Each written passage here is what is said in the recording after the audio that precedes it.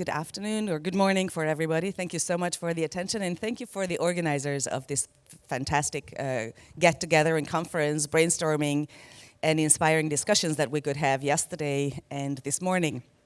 My name is Réka, Szemerkényi. I am Senior Advisor to the Transatlantic Strategy Division of the International Republican Institute. And I'm very honored and very excited to be here to be able to tackle one of the questions I think that is most fascinating to me, seeing the global challenges that we are all facing in the world and the global freedom movements have been experiencing recently. What are the lessons to be learned? What are the options of cooperation? And where do we stand in this issue?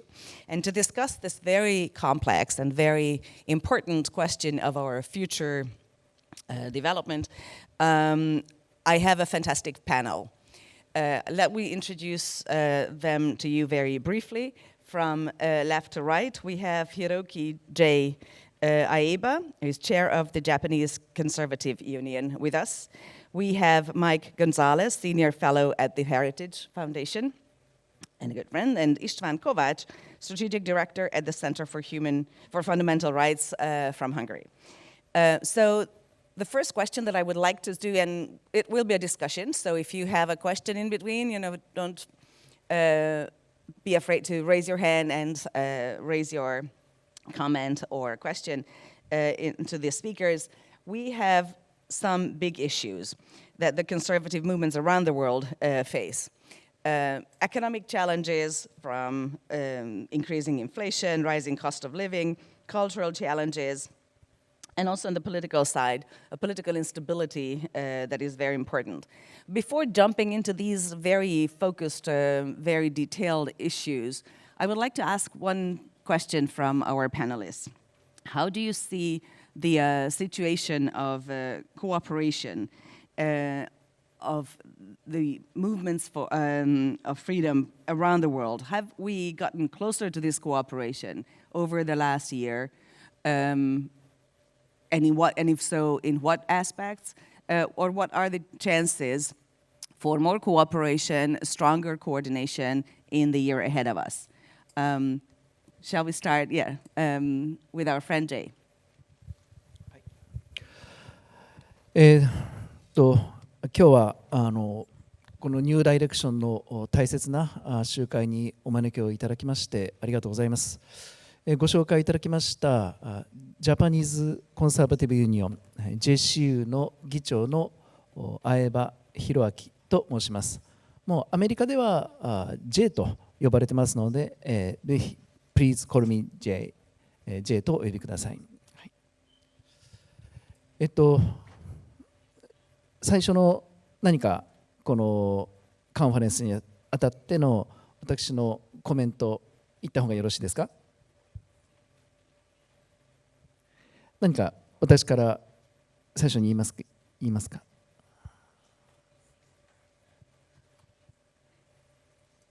Yes, certainly. Please feel free. OK、はい、わかりました。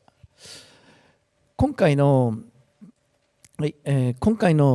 この集いに日本から私が呼ばれたというのは非常に意義があるし、タイムリーなことだと思います。今日の午前中のセッションでも多々議論されたと思いますけれども、ロシアの問題が非常に長期化してヨーロッパに対する影響力を強めようとしています。しかしこの問題が長期化したことによって私たち日本を中心としたアジアはずっと長年中国の問題に悩まされてきたんですけれども、今年のこのウクライナの侵攻によってロシアと中国が結びつき、そのことによってヨーロッパの利害とアジア、日本の利害とは極めて一致するようになったと、そのように考えています。なので、このような場に日本から私がいることには非常に意義があると思っています。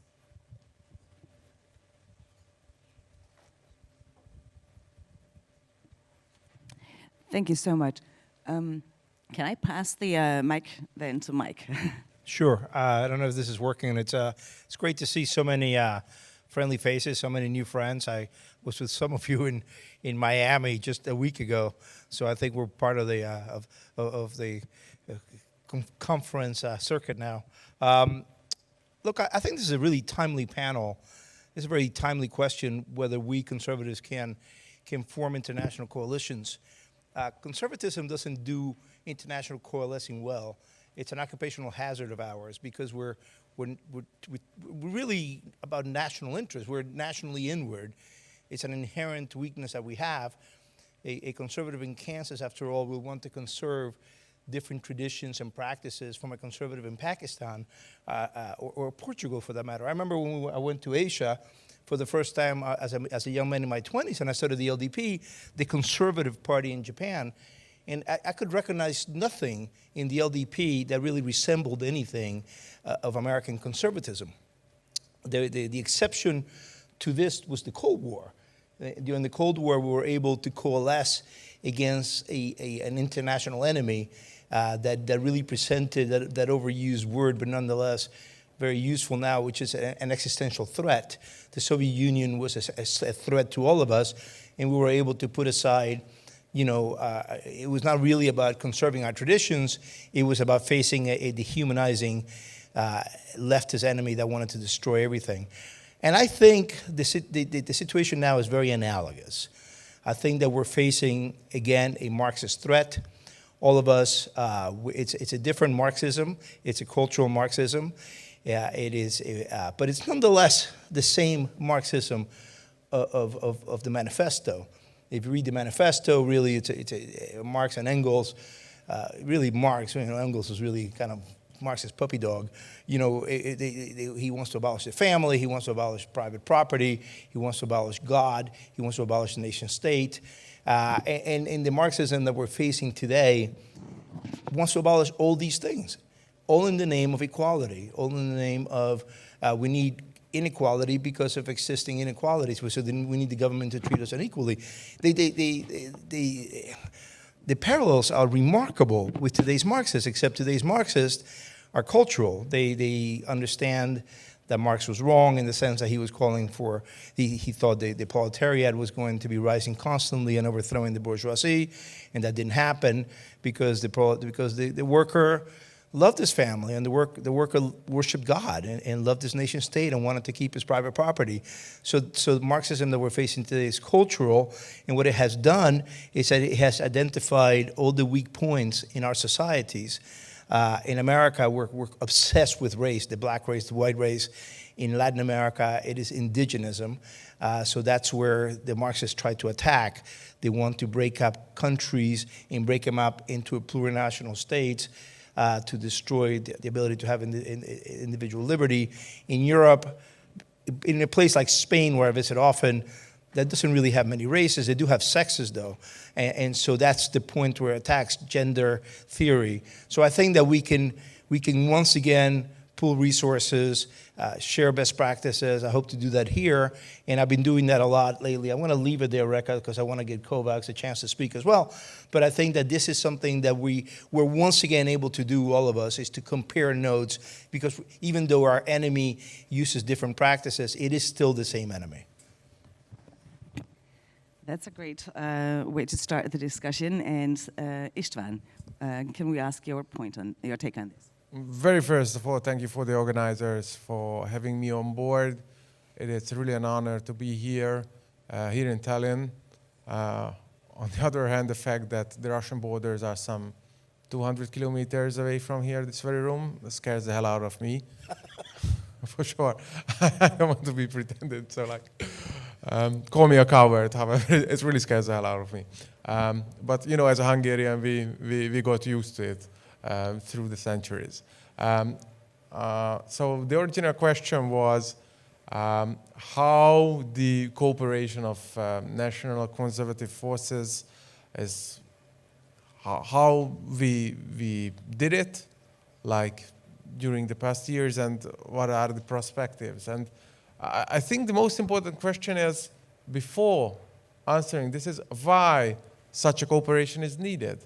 And I think it is because the root of our problem, our problems, all the problems we are facing today, they have a joint root. And it is like, you can call it cultural Marxism. You can call it the Church of Holy Wokeness. You can call it like political correctness. I don't think it is. So I am deeply convinced that it's more than an ideology. It's more like a religion for our opponents.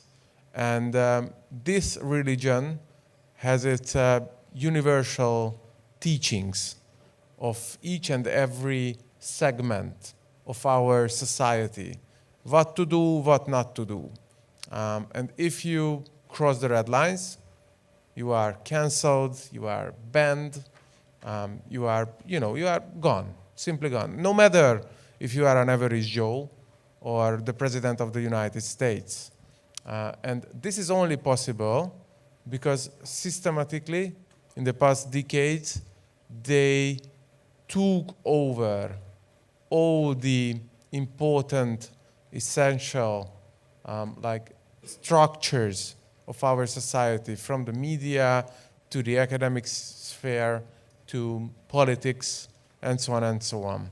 And it is only possible because they can act as a global effective network from A to Z. They have everything. And in a war, and do not be mistaken, we are fighting for our civilization. We are fighting for our, to remain a Western civilization. We have to copy our opponents. We have to copy our enemies, the tool they are using. So in order to be a real counterpart, we have to form a similar global network which can act together. And for us conservatives, it doesn't come naturally because, as a conservative, our nation state is the most important thing for us. Of course, there are smaller circles of communities like family and our church and so on and so on. But we used to think that the widest circle we can care for is our nation state. However, we have to step further. We have to face global challenges which cannot only be answered on local levels. So we have to cooperate to solve these problems and to be a counterpart for the global giant network of open society we are fighting against. Thank you. Jay, do you want to come back to this issue?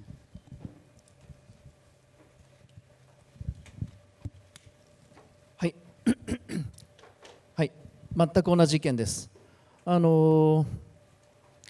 メリカの心理学者ジョナサン・ハイトが言っていたことだと思うんですけれども、この人間が大事にする価値観、例えば弱者を助ける、あるいは公正さを大切にする、あるいは他者への尊重をする、また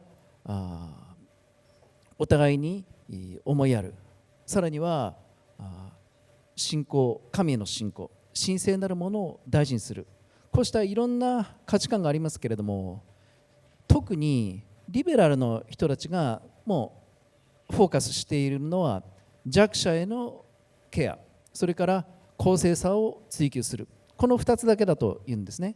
けれども保守主義である我々はそこに信仰であったり他者への尊重であったり、あるいは文化への重視、こうした思いがありますので、時として我々の動きは遅くなる。リベラルは非常にシンプルに動く。そして敵を明確にして、今ハンガリーの方がおっしゃったようにネットワークを駆使し団結し、そして世界中に網を張ろうとしている。それに対して保守は動きが遅くバラバラで活動している。だからこの数十年リベラルの支配を許してしまっったところがあると思います。それに対して我々保守も団結し、そして価値観を共有し、さらに敵を明確にして、このカンファレンスのテーマにもあるような自由を守り抜く、このために戦っていく必要があると思っています。全く同じ意見です。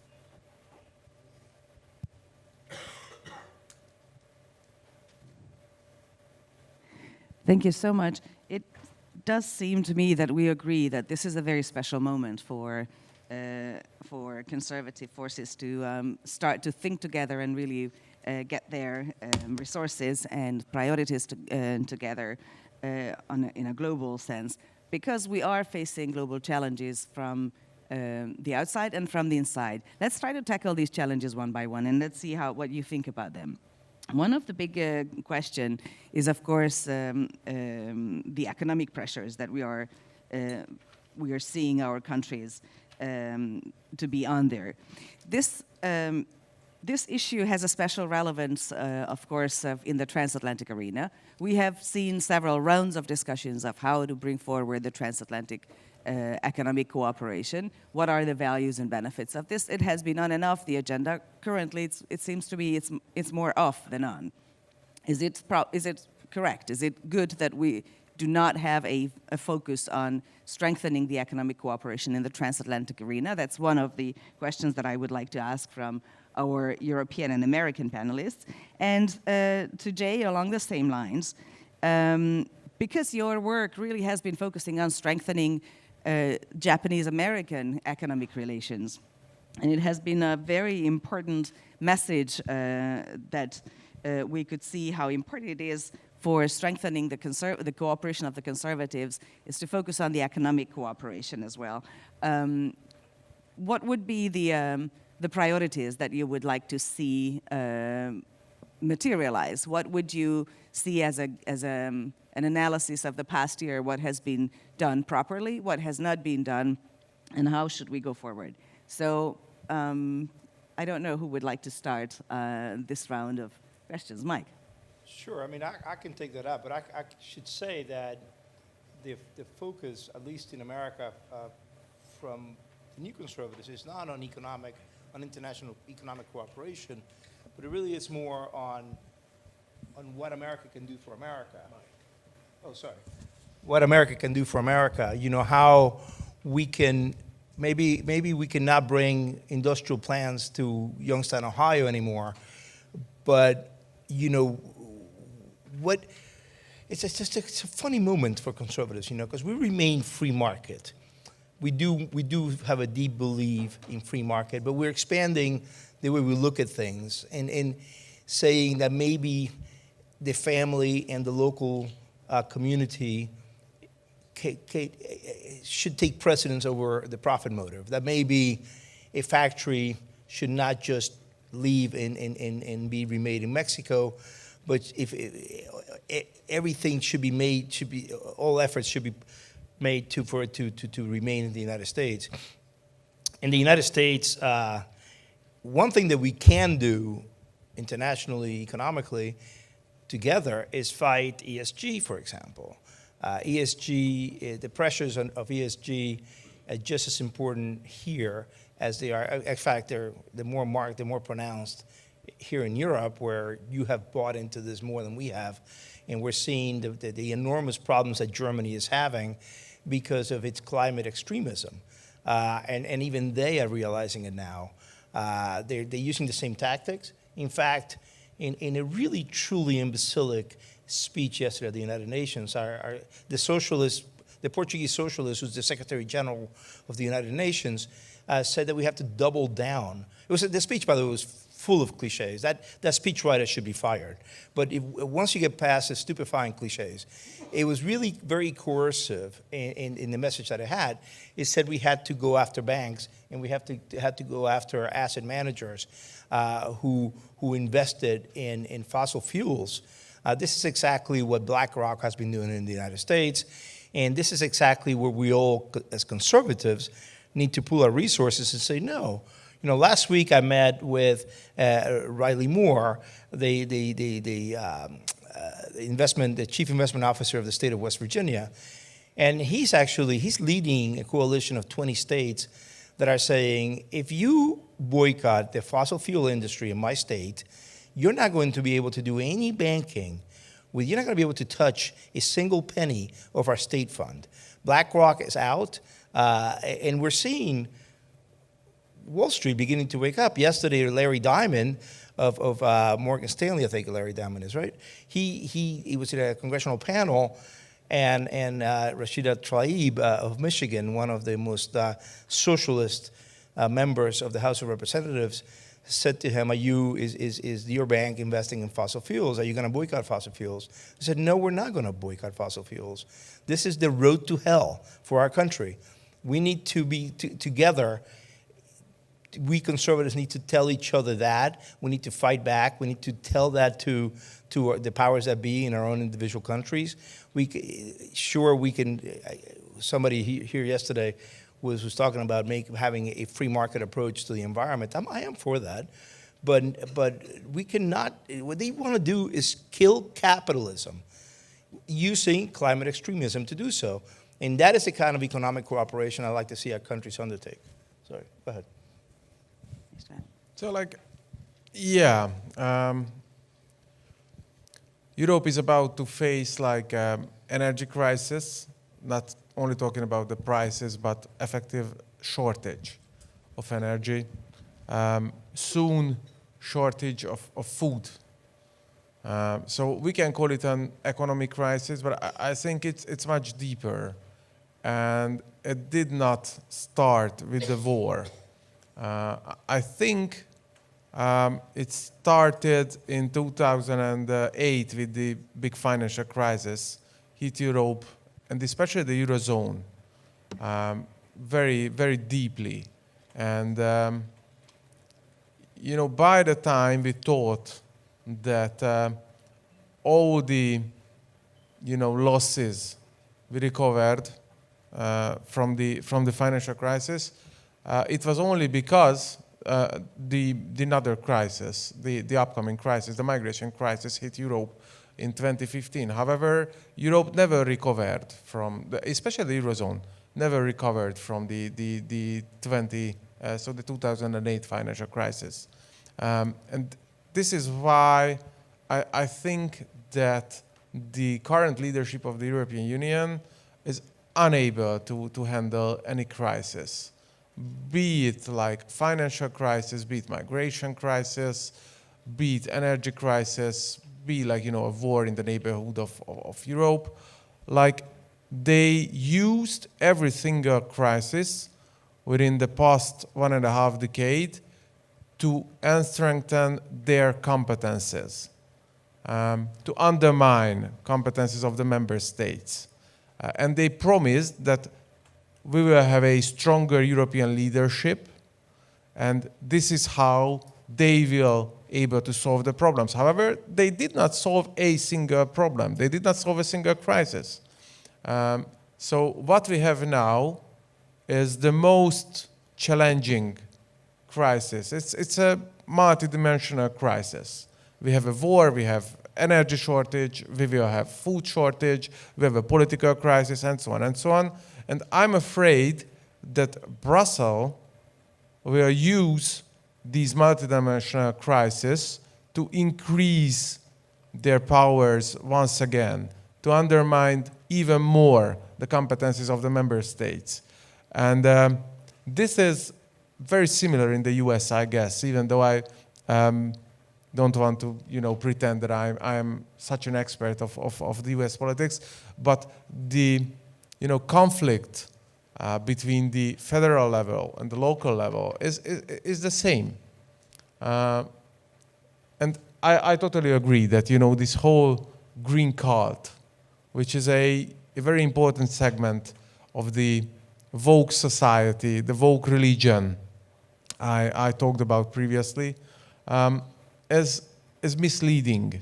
And I'm not an economy expert, but I know that for a decade we've been told that greening of the European economy will be an ultimate solution for each and every problem of us.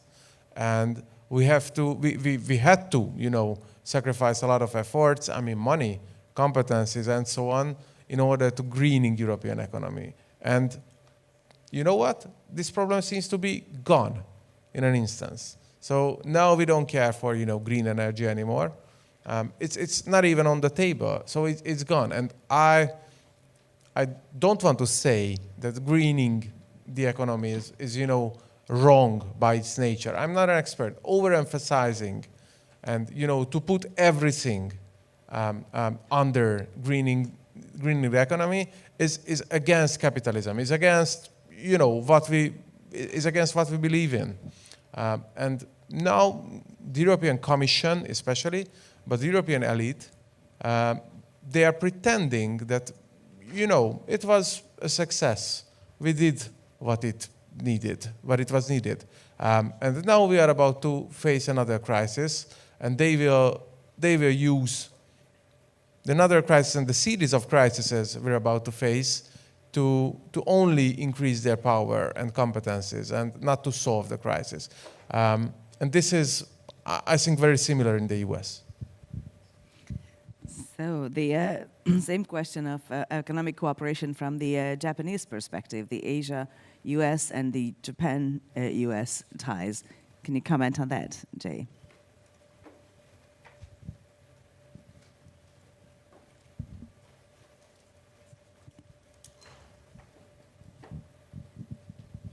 Hi. 世界はもうこれはもういい悪いは別にして本当にグローバルなもののこの流通というものが進んでいますから、グローバリズムという価値観とは別にとにかくお互いに依存し合っている。まずこのことはよく現実として踏まえなければいけない。そうしたときに今回の特にロシアとそれからウクライナの戦争によってエネルギー、それから食料の元である小麦とか、あるいは動物の飼料であるとか、あるいは肥料であると、こうしたものが行き渡りにくくなりました。で、この影響は現在ヨーロッパ中心に起きていることだと思いますけれども、やがてアジアに、そして日本に必ず波及してまいります。特に日本は食料自給率も非常に低く、小麦粉とかそれからエネルギーの大半を世界の各国に頼っているのが実情です。ですから私はこの経済の危機というものについては本当に楽観できないし、これを打開するための道を各国で模索していかなければいけないと思います。日本は日本でエネルギー、それから食料、こうしたものの自給率を上げていかなければいけないし、その生産量を多くすることによって、例えば西洋の価値観ですけれども、騎士道精神ですね、ノーブレスリージュでどこまでサポート、ヘルプをしていけるか、こうしたところになっていくのかなと思います。事態は決して楽観できない。これからますます食料もエネルギーも不足していく。その時に戦争と向き合っていかなければいけない。そこまで深刻に事態を踏まえてどういう結束をこの自由主義陣営で固めていくか、これを議論しなければいけないと思います。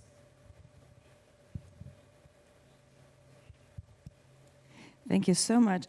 I guess this really leads us to the next big set of questions, and I hope we still have time to go around the table on that one, because it is very important to understand the strategic challenges to our values, which are now seen increasingly clearly in the US. I think the strategic challenge that China has been imposing on the international system has been the topic of the previous panel, has been touched upon by previous speakers, and I think it's one of the most important one.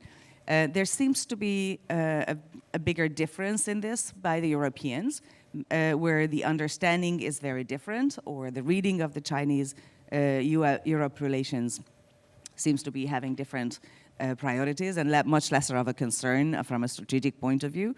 Tell me if I'm wrong.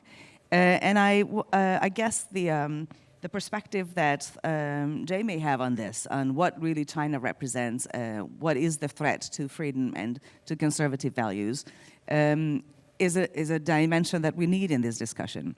Can I ask you to comment on what you think? How should we see this threat on our fundamental values represented by China, and then obviously enhanced or brought even closer by Russia's attack on Ukraine from a European perspective, which highlights, of course, the entire strategic values discussion in a wholly new perspective. So I don't know. Do you want to start, Mike? Yeah, sure. I've written about this a bit. I covered China for the Wall Street Journal's editorial page. I was based in Hong Kong. And I think China does represent a threat through many of our cultural institutions. For example, Hollywood. Many of our movies now are either submitted to CCP censors, or the studios just self-censor. They will not write anything that they don't think the Chinese Communist Party will allow to be shown in China, basically because China has the second biggest box office in the world next to the United States, and may surpass the United States soon, if it hasn't so already. So our movies increasingly are really mindless. All of the Marvel movies, all of the superhero movies, which audiences in Shanghai and in Xi'an and in Beijing will love, but they really do not. They are culturally saccharine. They have no caloric content, not culturally.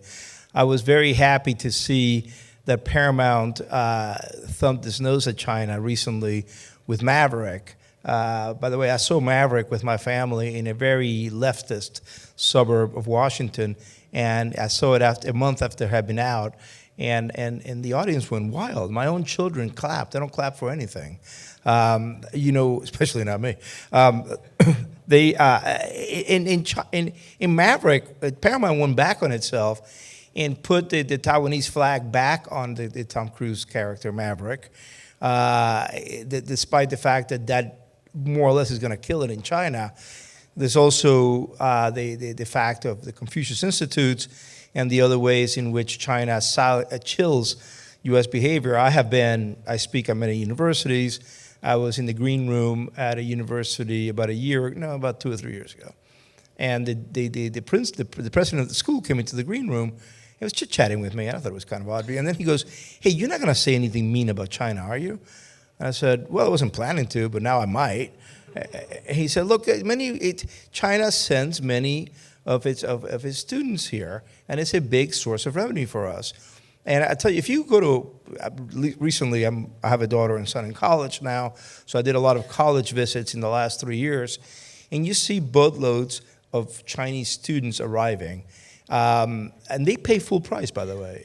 So the price, for example, to go to Brown, I think all in, when we count for instance, about $106,000 a year, right? About $100,000 a year.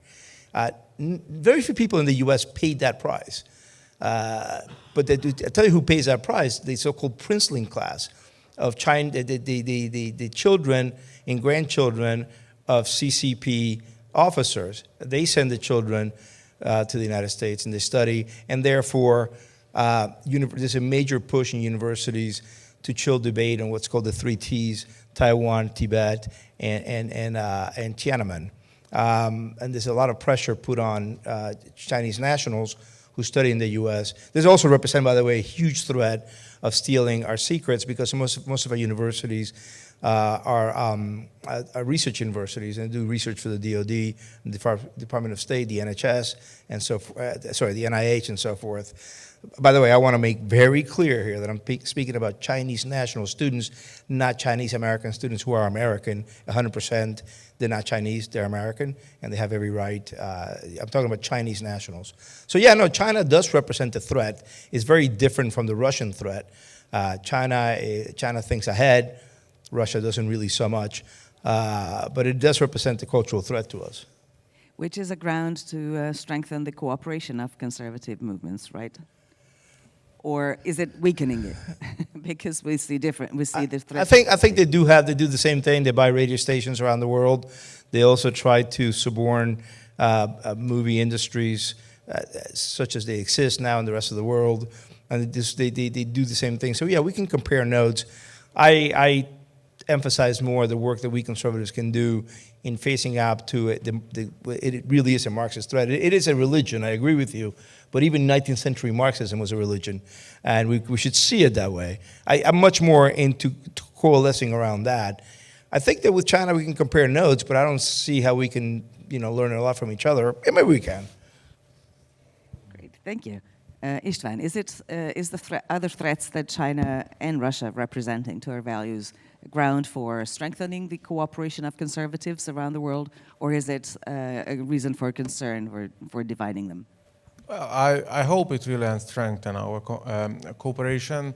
However, I am warned about the current situation, how Europe is handling the ongoing conflicts, the war in Ukraine, because I think our current policy is pushing Russia in the arms of China, and their alliance will be even stronger, which of course will push us, or might push us, to a stronger transatlantic cooperation, which is more than welcomed.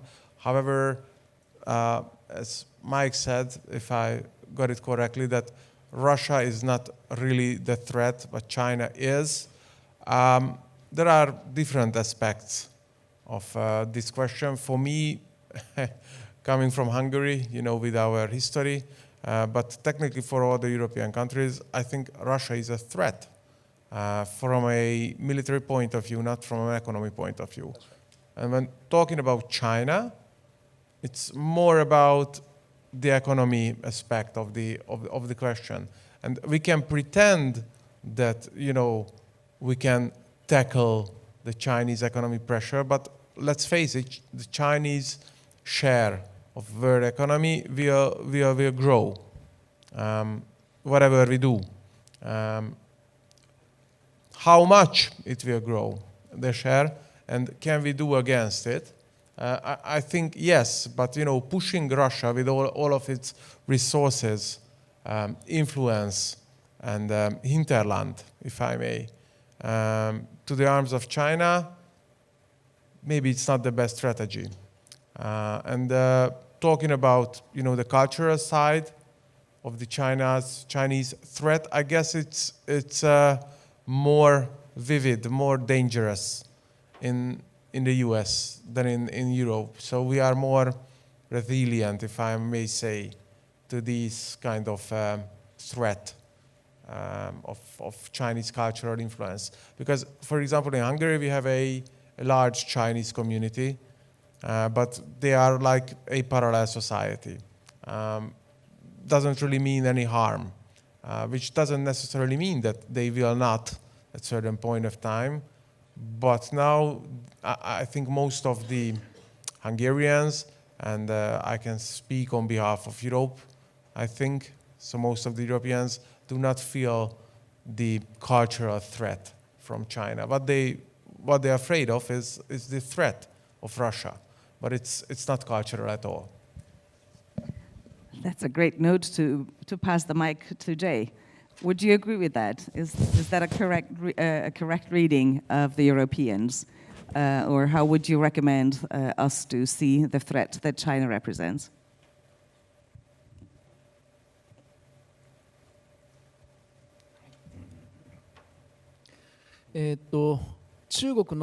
文化という点について一番大事なことを皆様ともう一度共有したいんですけれども、中国の国家の名前、中国という意味なんですけれども、これは我々は世界の中心であるというのが中国という国の実は意味なんですね。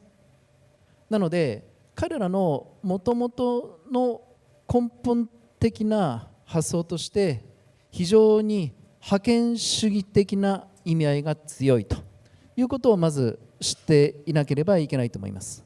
しかし中国には長年の戦争内戦中心ですけれども、数千年の歴史の中で培ってきた彼らなりの知恵というものがありまして、一気に攻め滅ぼせるところは潰してしまうけれども、まだ自分たちがかなう相手ではないと思ったところについては非常に最初有効的に入っていって、いつの間にか抜けられない泥沼の状態を作り出すと、こういうやり方を取ってきます。彼らの戦略ですね。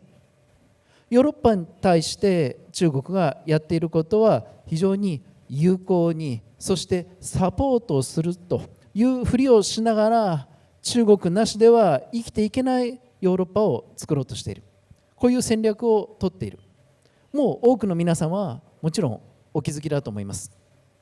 今この2022年一番最悪なのは、その覇権主義の影響を受けたヨーロッパに対して中国が進んでいるのと同時に、この戦争の影響で本来国境を挟んでいがみ合っていったロシアと中国ががっちり組んでしまったということです。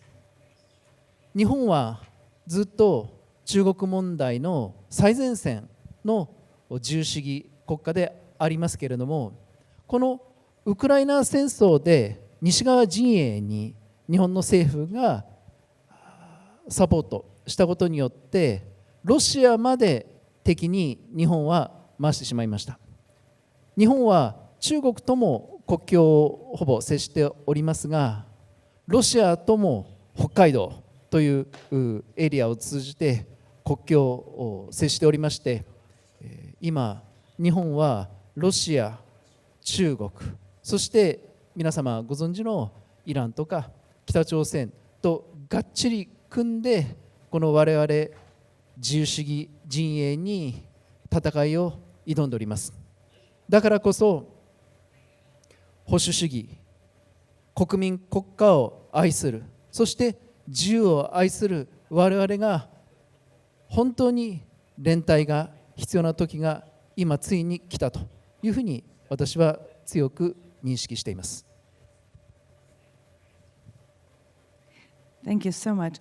As we're running out of time, I was wondering if we have time, maybe just one question from the audience. Would you be able to be open to taking one question? Yeah, please identify yourself.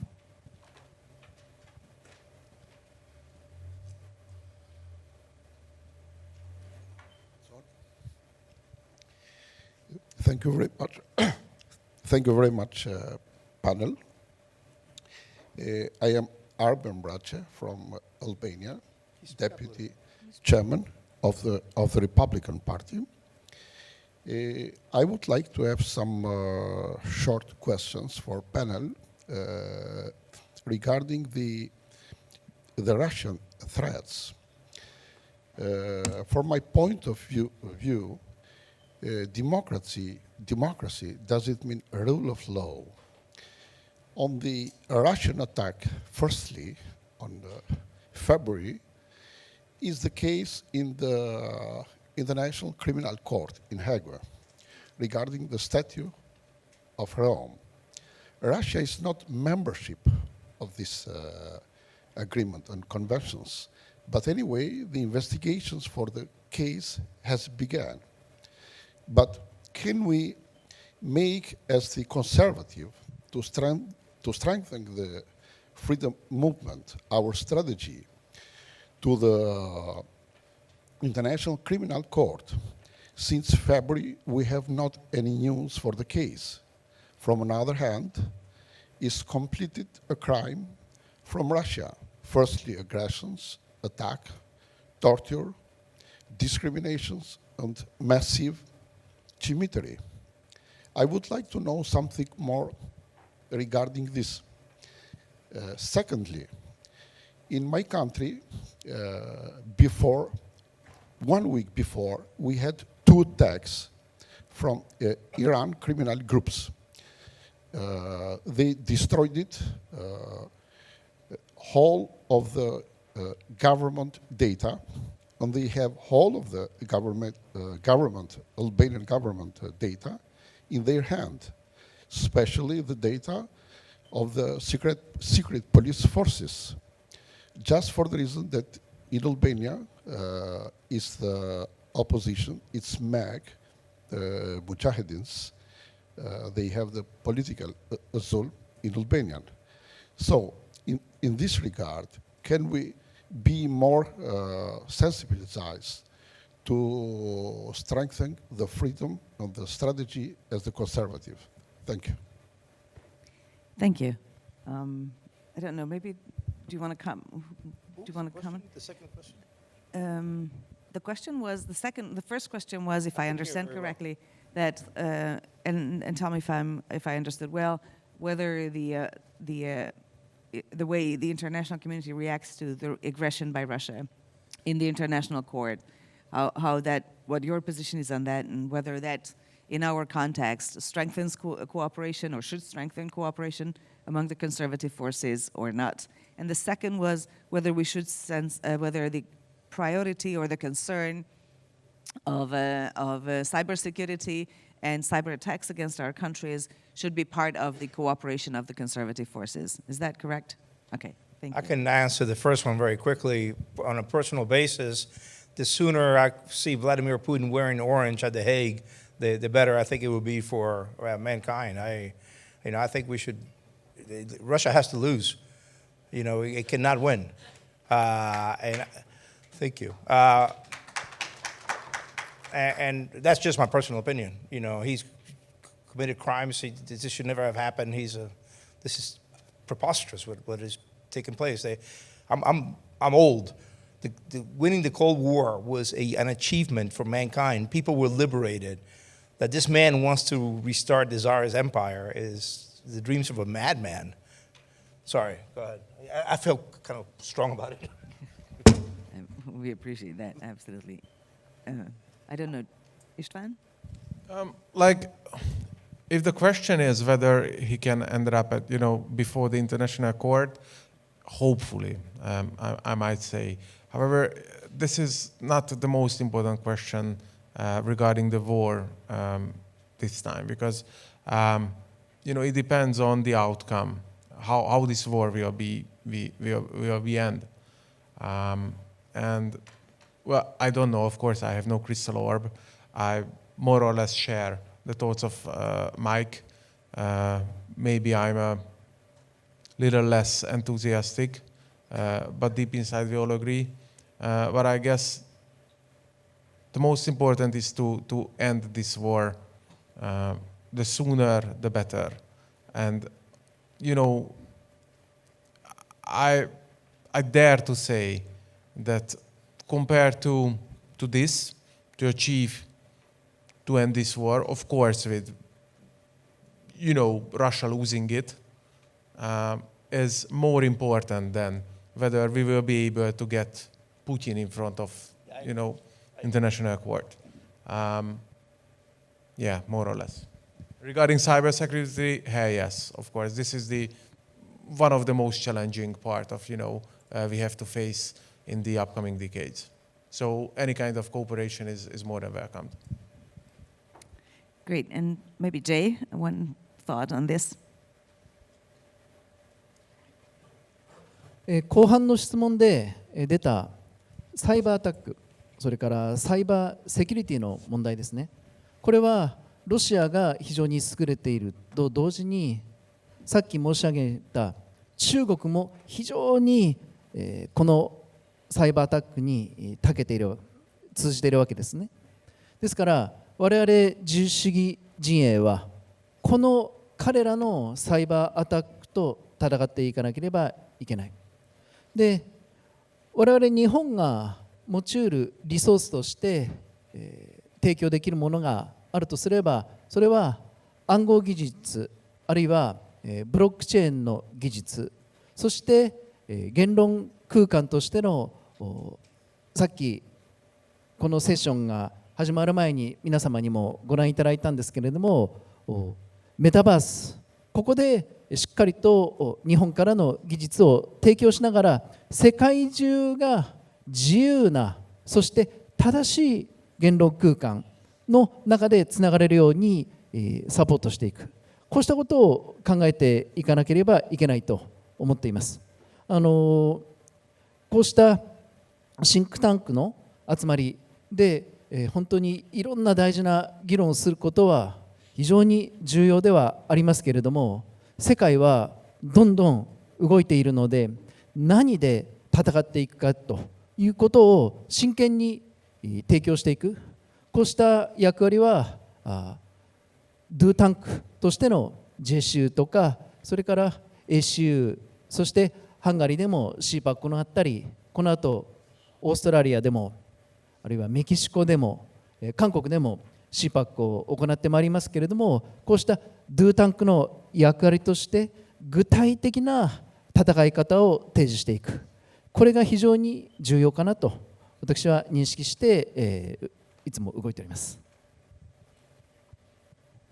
Thank you so much.